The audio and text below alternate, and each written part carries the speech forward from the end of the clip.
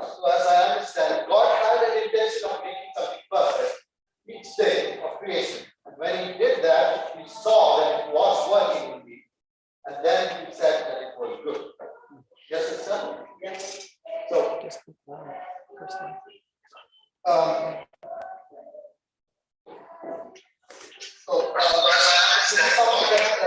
that I have shared earlier, that God indeed created the world in 6 little days.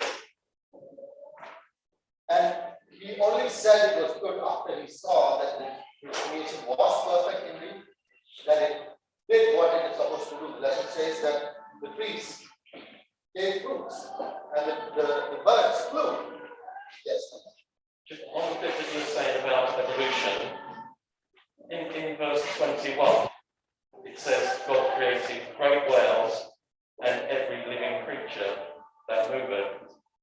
So if they're saying that things evolved over the years, I mean, there might be a different species or something, but if it says he created the whales and whatever, well, that's what it says. So, to say specifically different types of animals when they search and do lots of these programs and they find lots of different species, maybe they might evolve or whatever, but it says he created the whales and the animals, so as far as I'm concerned, they were there when, from in that creation. When he said, yeah. Yes. When he uttered the word, it was indeed created. So we know that the world follows different calendars. Different people follow different calendars. Each calendar, there is always something that is common with each calendar, that is the weekly cycle. Yeah. So weekly cycle is of 7 days. And this weekly cycle, where do you think it originated? From the creation account. Whether it's a Christian who believes in creation, or it is an atheist who does not even believe in God or creation, they do follow the creation week. So 6 days of creation, literal days of creation, and 1 day of rest, 7 days Sabbath, is what God instituted with the creation. Because that 1 week cycle, there is nothing else happening which brought that cycle into place. People have changed calendars, people have changed several things, but this weekly cycle has always remained the same because God designed it. And it is going to remain the same till the end of the world. So we know that what happens in a year, why a year is 365 days and number of hours. We know why 1 month is 30 days. It is because of things happening celestially. Yeah. So 365 days is the time taken by the earth to revolve around the sun. 1 month is the moon revolving around the earth. Okay, and 1 day is the earth rotating in its own axis. So 24 hours. But nothing like that celestially happens in a week. Like, it is not established because of anything that happens, but except for the creation cycle. So that teaches us or gives us a proof that though heavens and earth may pass, this people would have tried, I'm sure, Satan would have tried in all his might to actually change the weekly cycle as well. But this weekly cycle was established at creation and it is continuing even now. So this idea of creation being or creation having taken billions of years, the theories, the wrong teaching or theory that are put in place so that Bible can go hand in hand with the teachings of the world is something that we do not believe in. And that is so much in contrast to what the Bible teaches. So there are several teachings like this which actually confuse us as Christians. And as mentioned earlier, unless we have an element of faith in creation, we can often be led away. I think the book of Genesis is a wonderful book which answers many questions. It disputes the theories that people have put in. It disputes the idea that people's Sabbath, people try to change completely what God has done. God has done the creation and he said, this is my work. It is perfect, fantastic. People started to worship the creation. People started to worship the stone, what idol they made, whatever it is. And Genesis talks about the Sabbath, between the seventh day and the Sabbath. And people change that from seventh day to something else and some other day, and saying that every day is the Sabbath or whatever theory they come up. Scientists try to prove the calendars, which was wrong. So Genesis is such a lovely book. As you said, if you don't have that kind of faith in God, you will get distracted basically from what you hear. And man coming out of some monkey, who created the monkey in the first place, and how, we were talking about yesterday, how the genes, DNA, and everything work. If you read about the science itself, it's so amazing. How did God put everything together in place? It's so amazing, God. And not only that, his plan of creation, his plan of creating the human beings and the fall, and also the redemption plan, and all these things is put in place fantastically. So I think it's this quarter, when we read this book and the sequences that follows, I think I advise you guys to please read it, come up with something, and it's really wonderful. Any additions to that?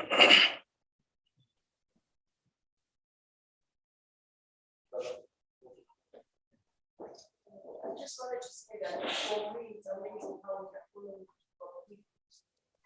people faith, Genesis, faith is actually it's a requirement for you to believe. So I like how this everything is together. The Holy Spirit putting things in place. So that takes us to the Sabbath. So 6 literal days of creation, and then the 7th day Sabbath.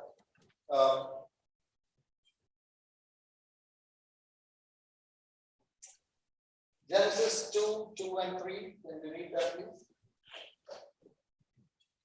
And on the seventh day, God ended his work, which he had made. And he rested on the seventh day from all his work, which he had made.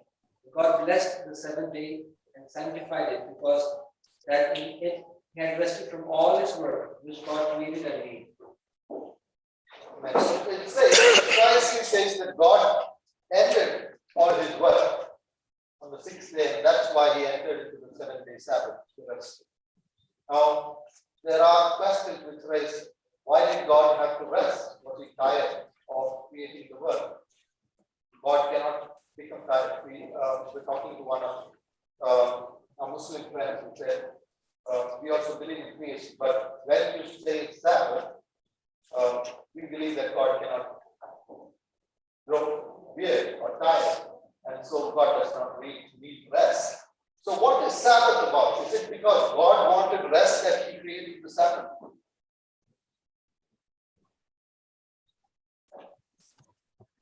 Yes, exactly. Sabbath was created for man and not for God to rest, for us, so that we can rest and have a communion with God. I like the way this lesson talks about Sabbath. It's something that I never thought about. At least I never thought about this in this way. That at the end of a week, or it says that Sabbath marks the first end of human history. So it says that the human history of 1 week of creation, and Sabbath marks the end of that history. So, and it also helps us to rest and rejuvenate at the end of history of that 1 week. So God created the world in 1 week, 6 days, and then he had a period of rest so that we can connect with God and heal. So it also it talks about how at the end of human history, God will allow us to rejuvenate and allow us to heal and create everything new again. So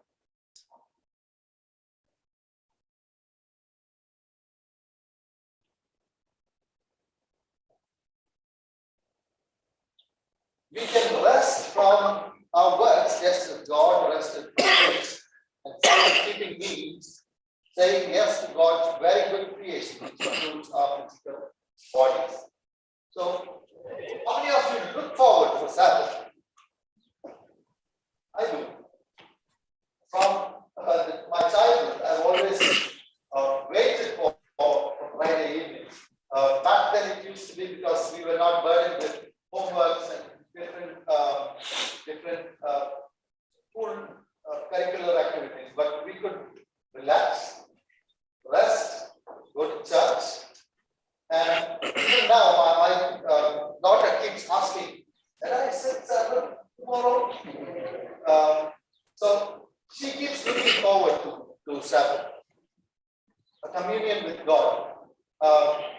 So how can we make it more meaningful is what we need to learn, because most of us probably have been brought up as Adventists from our childhood, but how can we make the Sabbath more meaningful to us and to others whom we associate with the Sabbath, what we have to think about it?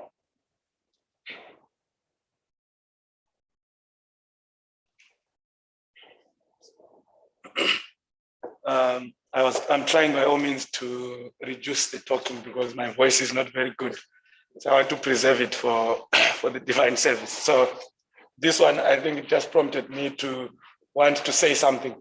If you look at the reason why God gave us the Sabbath in the beginning, He wanted to give us a leisurely association with each other so that we can have good relationships. So the Sabbath starts in our homes. We should resolve differences amongst ourselves. We should have good relationships. Then we have a good relationship with God. And also we have good relationships with each other. That's the whole idea God made the Sabbath. Because if you look at Psalms 139, verse 14, God wanted us also to appreciate our own selves, to appreciate our bodies, to appreciate His handiwork on creation. I'll read Psalms 139:14. It says, "I will praise you, for I am fearfully and wonderfully made. Marvelous are your works, and that my soul knows very well." So when we are looking at the Sabbath, we are supposed to appreciate ourselves, appreciate the next person to us, and appreciate creation. And it's like it was the honeymoon for God and Adam and Eve. Every Sabbath, they would come together, celebrate their relationship. And that's the same, I think, that should happen to us now. We should take the Sabbath as a day to resolve conflicts amongst ourselves, a day to come back together if there were differences, a day to celebrate together, eat together. Maybe during the week we were just switching, from work to work and all these busy things. But on the Sabbath, we sit down and then we commune. We have that honeymoon with God. So it is a time of healing, of physical healing, of emotional healing, restoration. Yes, healing and restoration. So the lesson here says the Sabbath is a sign at the end of our human grief that the suffering and trials of this world will have an end as well. So at the end of the human grief, we have a time of healing and restoration. And it really rejuvenates ourselves, our minds, our bodies. And that is also a reminder each week that God is going to make everything new again at the end of this world. That God will make everything new and there will be a healing and restoration of God's creation at the end of this world. Anything else that I want to add to it? I just wanted to say, after the fall, the Sabbath had a different meaning as well. If you look at the original meaning, is that of, the relationship with God, celebrating the good creation, everything that God was saying it is good.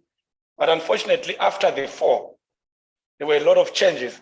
And now when Adam and Eve, and even us, when we were now looking at the Sabbath, it was now a sign, a hopeful sign that someday God is going to recreate the world, and He's going to recreate us. He's going to recreate our beings, because we had destroyed that which was good.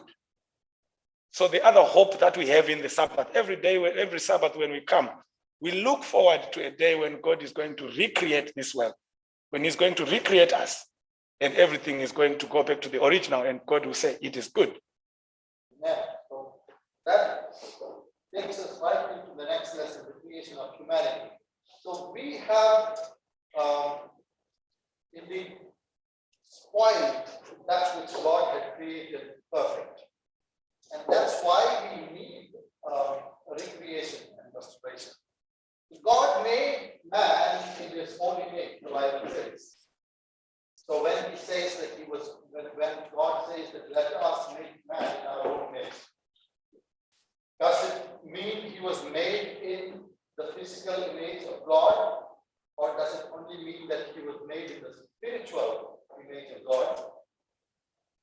Does it mean that only our spiritual beings were made in the image of God, or was it the physical aspect as well? It was physical and spiritual as well. So Yeah. Ellen White very interestingly here says, in Education, page 15, she says, when Adam came from the Creator's hand, he bore in his physical, mental, and spiritual nature a likeness to his Maker. So, what kind of degradation from Adam to Stephen? Can we compare ourselves with our forefather Adam? No. He had the likeness to his Maker in his physical, his mental, and his spiritual nature. So sin has marred everything, including our bodies.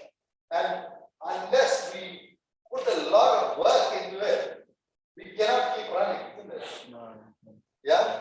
Even if we put a lot of work into our bodies, we still struggle. But God, when he created man, when he created Adam, he created him perfect and in his own likeness. Spiritually, physically, and emotionally. So,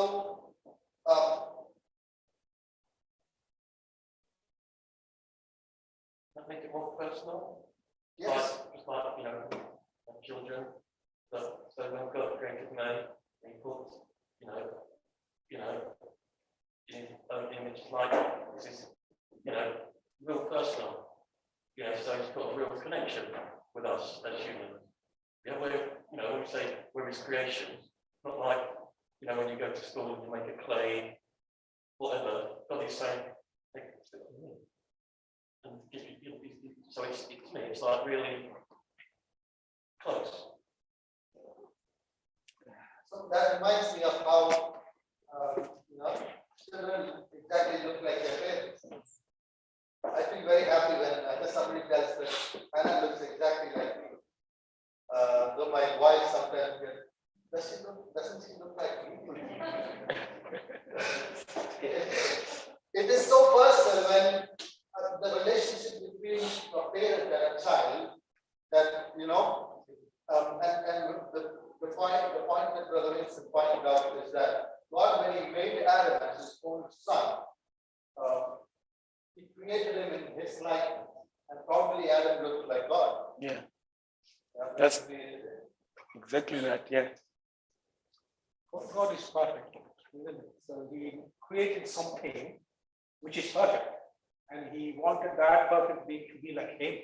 So that's what it says, in the image of God. He's been created physically, spiritually, and everything. You breathe into him, that's a spiritual thing. And as you related, children, we want our children to be like us. If we are perfect, we have defect, but God is perfect, and we want still Adam to be like him. So which is very good in comparison with what you have done. Also, before I forget this, also, like Anna said, we have imperfections, but when we bring our children up, we don't want to pass that imperfection to them. We try that they don't see our imperfections. We try to make them perfect. But look at God, he was the perfect being, and he created a perfect man. But what happened? Man spoiled everything. Yeah. So that makes God so personal to us.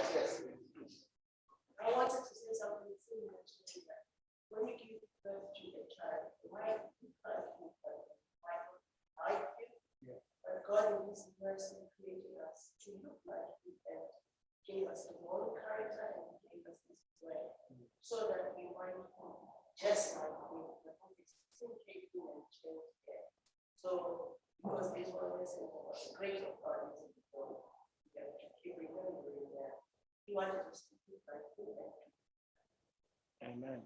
Amen. On a positive note, I want to remind all of us that regardless of sin, we still look like God in a way, even though we are degrading. But We still thank God for his redemptive mercies. You know, even when anyone looks at you and points all those impurities and things that you don't like about yourself, remind yourself that I am fearfully and wonderfully made. And that is going to be the foundation and the basis of your love with God. Because he becomes your personal God. He's going to become your father. Imagine the pride that you feel. If you try to imagine how a child thinks that their father is the most powerful fathers in the world. When anything happens, I'll report to my father. When they think about wanting anything in life, they'll think about their father. That is what we should have. That's the relationship that we should have with God, because we were created in his image. Regardless of what the devil is continuously trying to do to separate us from our father. So let's have that personal relationship with God. Indeed, in our things that we do, and also spiritually in our minds, when we are thinking, when we are making decisions, let's make those decisions knowing that we have a personal God who loves us and who even promised us that he can give us anything. Ask and it shall be given. So that's how personal God is to us. And let's not forget that, because that's the work of the devil, to try and remove that in our mind, to think we are nothing, or we're just monkeys, or I'm too sinful, or in all those things. But always remember that God loves. Amen. So, we talked about the physical aspects of it, but God has also put his his spirit in our hearts. The Bible says that he has indeed written his laws in our hearts. So even those who do not know God, who have never heard about God, would also have a still small voice speaking to their heart, probably in the remotest parts of the world. So that takes us nicely into the next question about our duty to the bodies that God has given. So God gave 3 particular gifts to man at creation. One was the Garden of Eden. That's a place where they live. So we can relate it to the place that we live, the environment around us, the place, and the food. God gave them food to eat. God told them that they can eat of every tree, and he also put a place for us, which we will come to that. And the third one was God gave Adam Eve. So these were the 3 gifts that were given to man at creation. And the lesson points out our responsibility towards each one of these. So one is the place that we live, or our earth. The responsibility towards God told Adam to tend and keep the garden. That was the first thing that God did. That after creating, God gave them work to do. God told Adam and Eve to tend and keep the garden. Was it because it was dirty? It was already perfect, isn't it? But God told them to tend and keep it. So that brings us to 2 thoughts. One is that we have a responsibility towards this earth. Now, the world talks about climate change, the world talks about recycling and reducing waste and all those things. But as Christians, God has given us this responsibility to take care of the earth that he has given us. So that was the job that was given to Adam and Eve, and it still applies to each one of us. So we cannot live like we have nothing to do with what's going on around. Each one of us have a part to play in saving the earth. You know that different things, the world has indeed been pushed to a limit. And we can see the differences in the world today. We can see how climate change is affecting each one of us. It is something really, something real and not something that is made up. But God, during creation itself, gave this duty to humanity to tend and keep the Garden of Eden, and it still very much applies to us. The second one is food. God told them that they can eat of every tree, but also placed a restriction. We have, and when we talk about food, sometimes we think that we don't want to have any restriction. Sometimes we try and hold ourselves back from eating something or drinking something, but there are people who also indulge. So that the lesson says that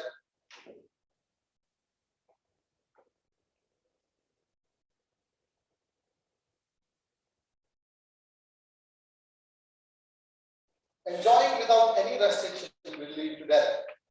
And this principle was right in the Garden of Eden, and in many ways the same principle is there. So God placed a restriction on food back then in the Garden of Eden, and there are restrictions that God has placed even now when it comes to food or what we eat. So it is for each of us to remember and follow the health principles that has been especially given to us as the entire church. The third duty of man was concerning his woman. It's interesting that God tells man to leave his father and his mother and to cling to his wife to be one flesh. But at least in the Indian culture, the woman leaves her house and comes to live with the man. But why do you think God told man to leave his father and mother and cling on to his wife to become one flesh?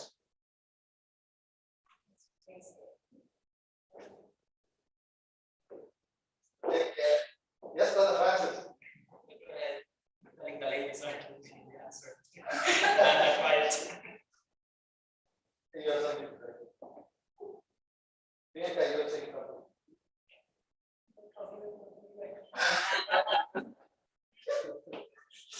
There may be several reasons why the world follows it, but the lesson points out that the reason probably why it is mentioned that the man should leave his parents may have to do something with the biblical generic use of the masculine. So when you say man in the Bible, though it says man, it applies to both man and woman in the Bible. That's how the word man is often used. So that's what the lesson points out. And I mean, there may be several personal things related to this, different cultures, different ways of upbringing.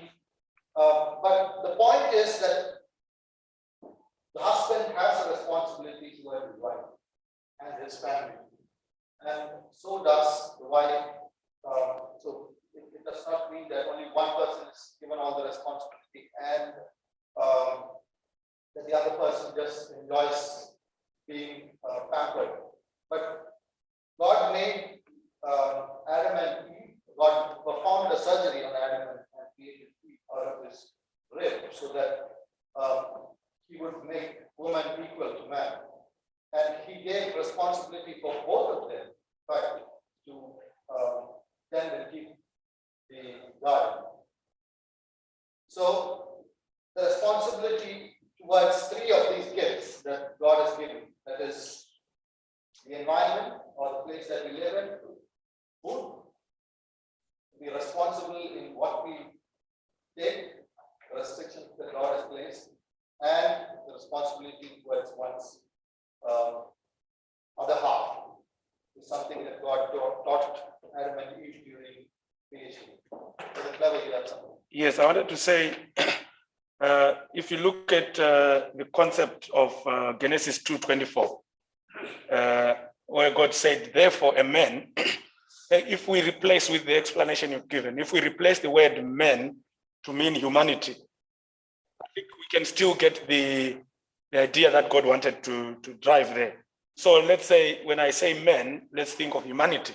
Therefore, a man shall leave his father and mother and be joined to his wife, and they shall become one flesh. I think I've heard different opinions from different people, and one family life evangelist put it across in a way that I related, I could understand.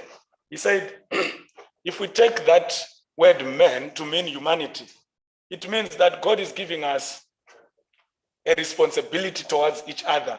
It's like he's saying, you are now responsible. You're now independent.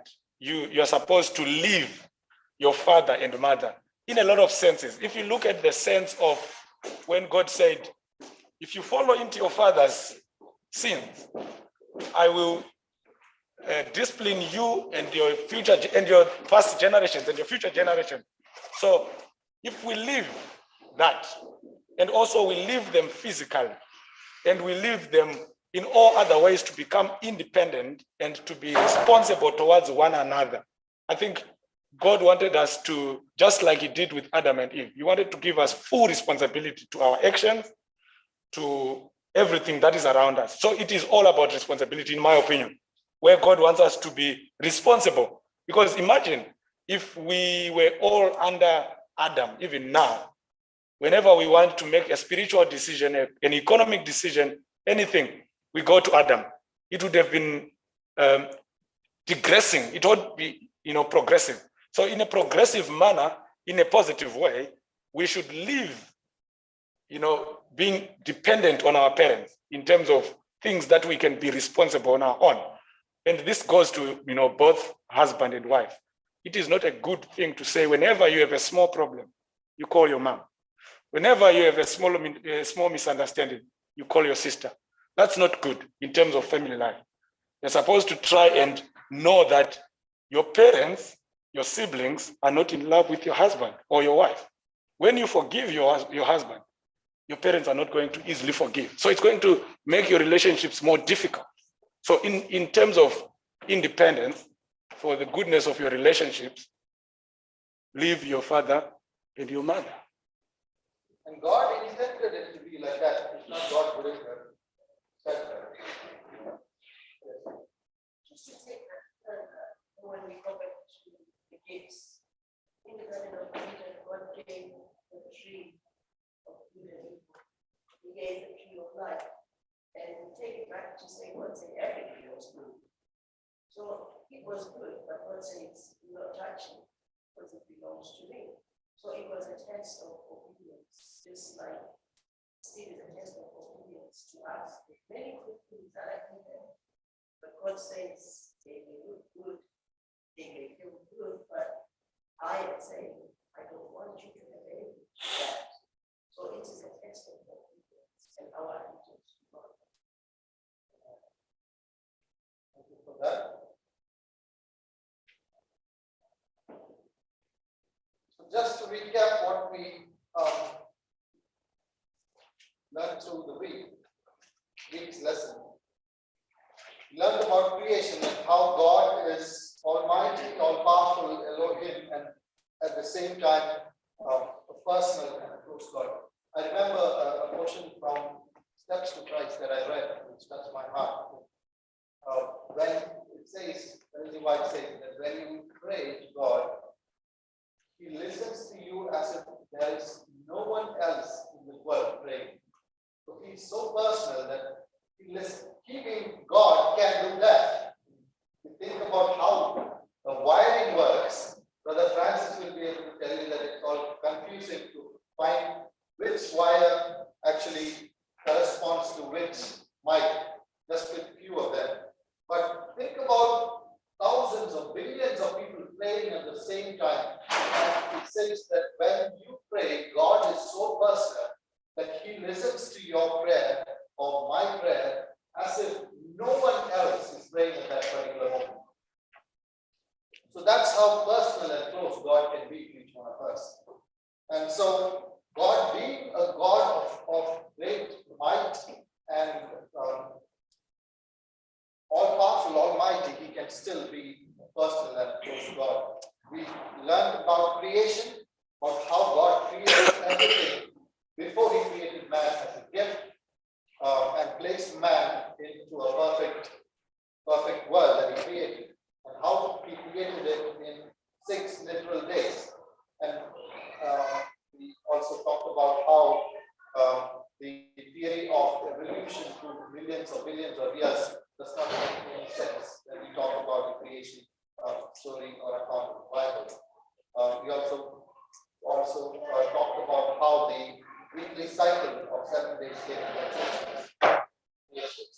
We talked about Sabbath, about how God gifted us the Sabbath and how it is a reminder that at the end of, just like at the end of a human week of toil, how Sabbath creates and rejuvenates us, how it is a reminder that God is going to recreate us at the end of human history. And we also learned about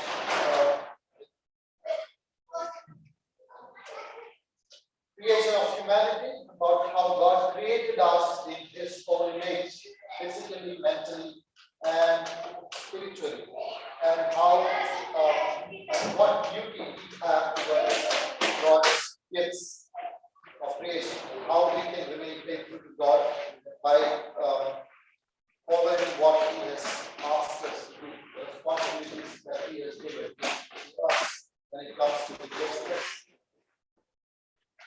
Any special questions? 2 minutes. Any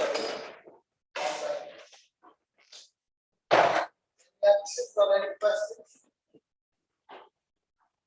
If not, then we can go to the prayer. Can I request